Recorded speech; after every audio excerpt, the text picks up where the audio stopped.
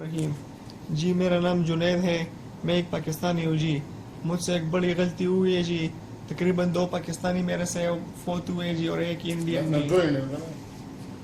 جی، 2 Indian میرے سے فوت ہوئے جی اور ایک پاکستانی جی۔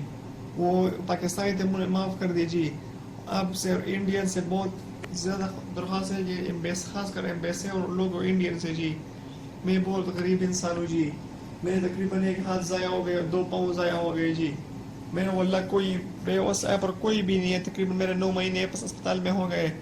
آپ سے جی بہت گزارش ہے، درخواست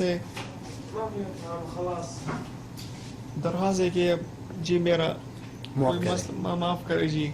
آپ سے بہت بڑی مہربانی ہوگی، بہت بہت شکریہ جی، بہت بہت شکریہ کہ کیا ہوا ہے کیا نہیں ہوا۔ آپ کی بہت بہت شکریہ جی، آپ جی میرے معلومات کرو جی، بس میں بہت غریب انسان ہوں جی، آپ کی بہت مہربانی ہوگی جی، بہت بہت شکریہ جی۔ اعوذ باللہ من الشیطان الرجیم، بسم اللہ الرحمن الرحیم۔ میں جنید کا والد صاحب ہوں۔ میرا بیٹا جنید مدینہ منورہ میں بے حیثیت سب انجینئر کمپنی میں ملازمت کر رہا تھا۔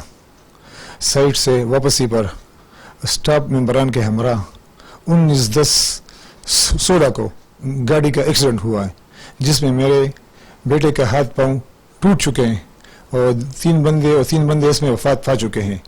2 بندوں نے صلح راضی نامہ کر لیا، جو تیسرا بندہ جو انڈیا کا باشندہ ہے وہ صلح نہیں کر رہا ہے، جس کی وجہ سے میرا بیٹا مدینہ منورہ کے کنگ فہد اسپتال میں 5 مہینے اور بعد میں خیبر اسپتال منتقل کر دی گیا۔